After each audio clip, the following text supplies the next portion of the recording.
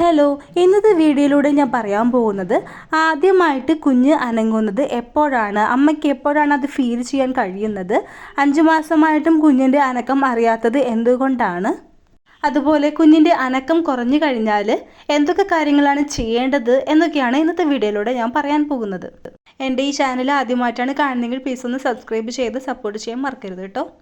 First പ്രഗ്നൻസിയിൽ ഒരു അമ്മയ്ക്ക് തൻ്റെ കുഞ്ഞിൻ്റെ അനക്കം അറിയാൻ സാധിക്കുന്നത് 18 to 22 വീക്സിനുള്ളിലാണ്. തുടക്കത്തിലൊക്കെ കുഞ്ഞിൻ്റെ മൂവ്മെൻറ്റ് നമുക്കറിയാൻ സാധിക്കുന്നത് ചെറിയൊരു തുടിപ്പ് പോലെയൊക്കെയാണ്. അതായത് ഗ്യാസ്, സ്റ്റൊമക്ക് ഡിസ്റ്റർബൻസ് പോലെയുള്ള ചെറിയ രീതിയിലൊക്കെ ആയിരിക്കും നമുക്ക് അറിയാനായിട്ട് സാധിക്കുക. ചിലപ്പോൾ 1-2 ദിവസം കഴിയുമ്പോഴായിരിക്കും നമുക്ക് മനസ്സിലാവുക ഇത് കുഞ്ഞിൻ്റെ തുടിപ്പ് ആണെന്നുള്ളത്. നമ്മുടെ വയറിനുള്ളിൽ കുഞ്ഞ് മൂവ്മെൻറ്റ് ചെയ്യുന്നുണ്ട്, പക്ഷെ നമുക്ക് അറിയുന്നത് ഈ ഒരു വീക്കിലായിരിക്കും. ഏകദേശം ഒരു 24 വീക്സ് ഒക്കെ ആകുമ്പോഴാണ് യൂട്രസ് വലുതായി നമ്മുടെ പൊക്കിളിൻ്റെ ഭാഗം വരെയും വലുതായി വരിക.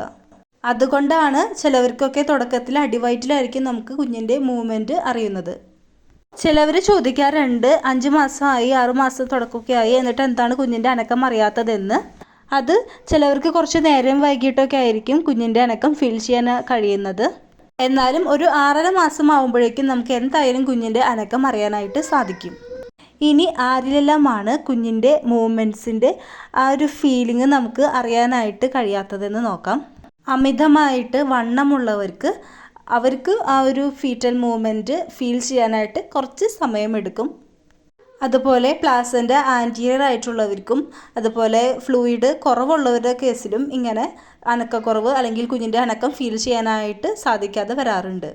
എന്നാൽ സെക്കൻഡ് പ്രഗ്നൻസിയിൽ നമുക്ക് മുമ്പത്തെ പ്രഗ്നൻസിയുടെ എക്സ്പീരിയൻസ് ഉള്ളത് കൊണ്ടും അതുപോലെ നമ്മുടെ ആൻറ്റീരിയർ വാളിലെ മസിൽസുകൾ ഫസ്റ്റ് പ്രഗ്നൻസിയിൽ ഫോം ആയതുകൊണ്ടും എന്നാൽ സെക്കൻഡ് പ്രഗ്നൻസി ആകുമ്പോഴേക്കും അത് ലൂസ് ആവുന്നത് കൊണ്ടും കുഞ്ഞിൻ്റെ മൂവ്മെൻറ്റ്സ് നമുക്ക് പെട്ടെന്ന് തന്നെ അറിയാനായിട്ട് സാധിക്കും. അതായത് 16 to 18 വീക്സിനുള്ളിൽ തന്നെ നമുക്ക് അറിയാനായിട്ട് സാധിക്കാറുണ്ട്. പിന്നെ കുഞ്ഞിൻ്റെ മൂവ്മെൻറ്റ്സ് എല്ലാ ദിവസവും ഒരുപോലെ ആയിരിക്കണമെന്നില്ല. ചില ദിവസങ്ങളിൽ കുഞ്ഞ് നല്ല ആക്റ്റീവ് ആയിരിക്കും, ചില ദിവസങ്ങളിൽ കുഞ്ഞ് സൈലൻ്റ് ആയിരിക്കും. അപ്പോൾ അതുകൊണ്ട് പേടിക്കാൻ ഒന്നും തന്നെ ഇല്ല. മിക്ക ആൾക്കാരും ചോദിക്കുന്ന ഒരു കാര്യമാണ് കുഞ്ഞിൻ്റെ അനക്കം നല്ല രീതിയിൽ ഉണ്ടാവാറുണ്ട്, ഇപ്പോൾ കുറച്ച് ദിവസമായിട്ട് കുഞ്ഞിൻ്റെ അനക്കം കുറയുന്നു, തീരെ ഇല്ല എന്നൊക്കെ പറയാറുണ്ട്. അത് കുഞ്ഞിൻ്റെ അനക്കം നമുക്ക് പൂർണ്ണമായിട്ടും അറിയാനായിട്ട് സാധിക്കുന്നത് അല്ലെങ്കിൽ റെഗുലറായിട്ട് കുഞ്ഞിൻ്റെ അനക്കം അറിയാനായിട്ട് സാധിക്കുന്നത് ഒരു 27 to 28 വീക്സിൽ കഴിഞ്ഞിട്ടായിരിക്കും നല്ല രീതിയിൽ അനക്കം അറിയാനായിട്ട് സാധിക്കുക. എന്നാൽ 8-9 മാസങ്ങളിലൊക്കെ കുഞ്ഞിൻ്റെ അനക്കം കുറയുന്നുണ്ടെങ്കിൽ അത് പ്രത്യേകം ശ്രദ്ധിക്കേണ്ട ഒരു കാര്യം തന്നെയാണ്.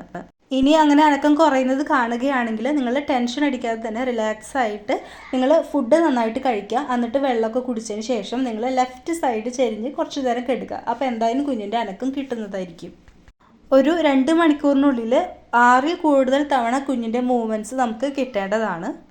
3 മണിക്കൂറായിട്ടും കുഞ്ഞിൻ്റെ അനക്കം തീരെ കിട്ടുന്നില്ല എന്നുണ്ടെങ്കിൽ നിങ്ങൾ ഉടനെ തന്നെ ഡോക്ടറെ കാണേണ്ടത് അത്യാവശ്യമാണ്. ഹോസ്പിറ്റലിൽ പെട്ടെന്ന് തന്നെ പോകുക.